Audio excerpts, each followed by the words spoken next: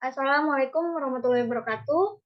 Sebelumnya kami dari kelompok 2 akan mempresentasikan tentang kontrol lingkungan di dalam preservasi dan konservasi. Nah, sebelum kami mulai, izinkan saya untuk memperkenalkan anggota kelompok 2. Yang pertama ada Ramos Christopher, kemudian ada Erlisa Nurulifani, kemudian ada Gibran Azizi Ramadan, dan ada rekan Diva Okta Prabowo. Kemudian saya sendiri Fadiana Fulara. Nah, berikut adalah daftar pembahasan yang akan kami bahas dalam presentasi kali ini. Yang pertama ada pengertian dan pentingnya preservasi dan konservasi informasi. Kemudian kedua, pengertian dari kontrol lingkungan. Yang ketiga, faktor-faktor lingkungan dan dampaknya.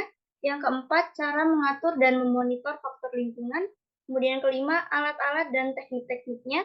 Yang keenam, standar dan kebijakan dari kontrol lingkungan. Dari yang pertama, pengertian preservasi dan konservasi. Preservasi secara umum diartikan sebagai pelestarian. Nah, pelestarian sendiri meliputi kegiatan pemeliharaan, perawatan, perbaikan, dan juga reproduksi. Preservasi mencakup semua perkembangan manajerial dan keuangan, termasuk ketentuan penyimpanan dan susunan staf kebijakan, teknik, dan metode perpustakaan, serta informasi yang terkandung di dalamnya. Kemudian konservasi artinya yaitu kegiatan untuk mengawetkan bahan perpustakaan. Nah, kegiatan ini mencakup adanya kebijakan spesifik dan teknis yang terlibat dalam melindungi metode dan teknik yang dibuat oleh konservator. Nah, konservasi sendiri terbagi menjadi 4 jenis, yaitu yang pertama konservasi aktif, kemudian ada konservasi pasif, yang ketiga konservasi preventif, dan yang keempat konservasi kuratif. Kemudian ada pun tujuan dari preservasi dan konservasi, yaitu yang pertama untuk menyelamatkan nilai-nilai informasi yang terkandung di dalam sebuah dokumen, yang kedua mempercepat penelusuran dan perolehan informasi, yang ketiga menjaga aspek keindahan dan kerapian dokumen, yang keempat memelihara bahan perpustakaan agar tetap bisa digunakan. Yang kelima, mencegah koleksi dari berbagai faktor yang sifatnya merusak, seperti kerusakan yang disebabkan oleh udara lembab, faktor kimiawi, dan serangan mikroorganisme. Kemudian, pembahasan yang kedua yaitu pengertian kontrol lingkungan dan tujuannya. Nah, adapun pengertian dari kontrol lingkungan sendiri, yaitu dalam kegiatan preservasi dan konservasi, yaitu pengaturan lingkungan sekitar koleksi untuk menjaga kondisi lingkungan yang sesuai dengan kebutuhan koleksi. Kemudian kontrol lingkungan merupakan bagian integral dari kegiatan preservasi dan konservasi koleksi, dan berfokus pada pengendalian faktor-faktor lingkungan yang dapat merusak atau merugikan koleksi tersebut. Adapun tujuan dari kontrol lingkungan adalah sebagai berikut. Nah, yang pertama itu untuk mempertahankan kondisi lingkungan yang stabil dan sesuai dengan kebutuhan koleksi. Yang kedua itu untuk mencegah kerusakan fisik, dan ketiga untuk meningkatkan masa pakai dan melestarikan nilai historis dan budaya. Nah, selanjutnya itu faktor lingkungan akan dijelaskan oleh rekan saya. Baik, terima kasih untuk Fadia. Selanjutnya akan saya lanjutkan tentang mengenai faktor-faktor lingkungan yang mempengaruhi jenis koleksi dan dampaknya bagaimana. Boleh di next? Oke, yang pertama ada faktor suhu dan kelembapan udara. Nah, contohnya bisa dilihat bahwa kalau fluktuasi suhu dan kelembapan itu dapat berdampak terhadap pertumbuhan jamur di area koleksi, sehingga dapat merusak koleksi tersebut, seperti mengembang atau menyusut, rapuh, bau, tidak sedap, dan mengalami kerusakan pigmen.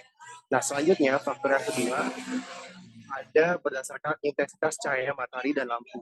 Nah, kita bisa lihat bahwa contohnya adalah paparan sinar matahari yang terkena langsung terhadap sebuah koleksi itu dapat memudarkan sebuah warna, dan juga kejelasan detail pada koleksi tersebut seperti fotografi, karya seni, dan arsip itu akan memudar juga. Nah, selanjutnya yang ketiga, faktor pencemaran udara dan debu. Nah, kita tahu bahwa debu itu juga dapat merusak sebuah koleksi, di mana koleksi tersebut dapat berubah teksturnya dan kejelasannya.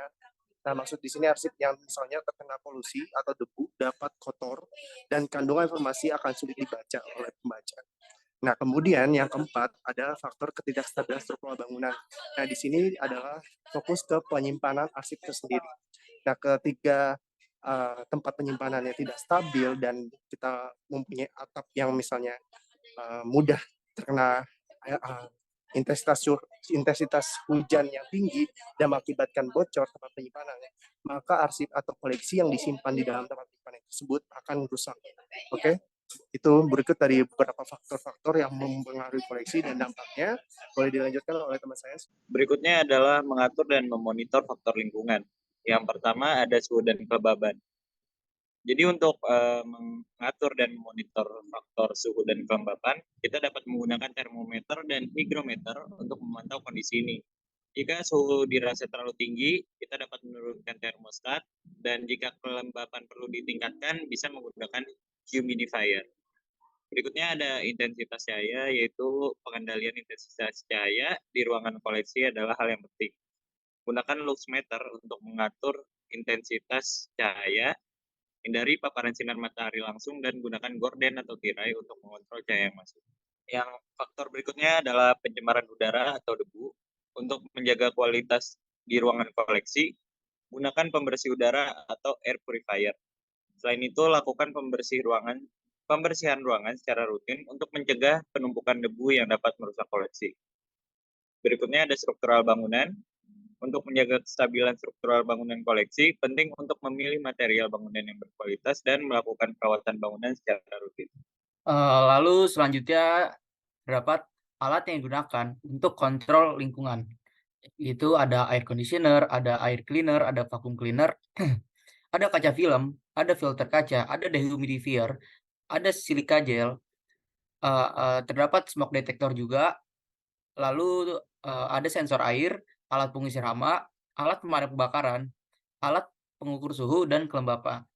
Teknik yang digunakan untuk kontrol lingkungan. Yang pertama, untuk mengontrol suhu dan kelembapan udara, yaitu menggunakan air conditioner. Karena air conditioner bisa menstabilkan suhu untuk koleksi, dan suhu yang stabil, yang tepat atau yang cocok untuk koleksi ialah sekitar 20-24 derajat Celcius. Yang kedua, alat dehumidifier. Alat dehumidifier digunakan ketika kelembapan udara tinggi dalam suatu ruangan. Jadi alat ini digunakan untuk menurunkan. Yang ketiga, menggunakan penggunaan silika gel. Silika gel digunakan ketika kelembapan dalam lemari atau filling kabinet koleksi itu tinggi. Jadi silika gel digunakan untuk menurunkan kelembapan udara tersebut. Lalu teknik yang kedua yaitu teknik untuk mengantisipasi sinar ultraviolet. Yang pertama, menggunakan kaca film untuk peluang kaca yang langsung terkena sinar matahari. Yang kedua, menggunakan filter pada kaca jendela dengan lembaran plastik plexiglass type UF3 atau UV filtering polyester film. Lalu, bagaimana untuk cahaya yang berasal dari lampu neon? Dapat menggunakan filter lain, yaitu UV fluorescent light filter.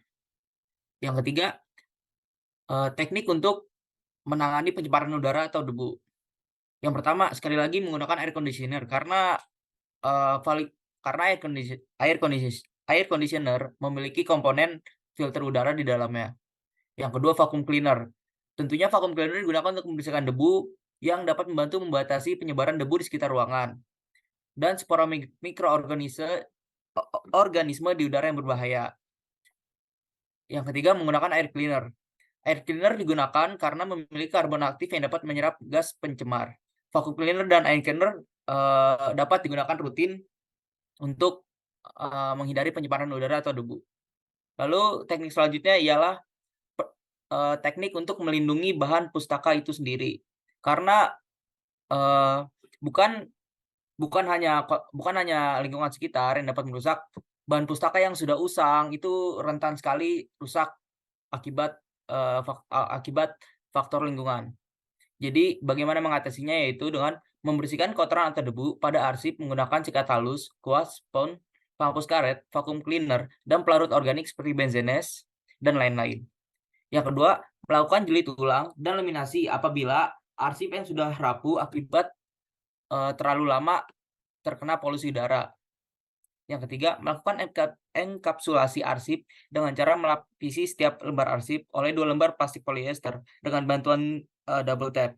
Enkapsulasi ini biasanya dilakukan pada arsip yang sudah rapuh karena termakan usia. Yang kelima, teknik untuk menanggulangi bencana. Ya, teknik untuk menanggulangi bencana ini memerlukan biaya yang cukup besar bagi pengelola koleksi, yaitu memasang alat smoke detector untuk mengetahui munculnya asap yang berpotensi terjadinya kebakaran atau terbakarnya sesuatu di ruangan arsip.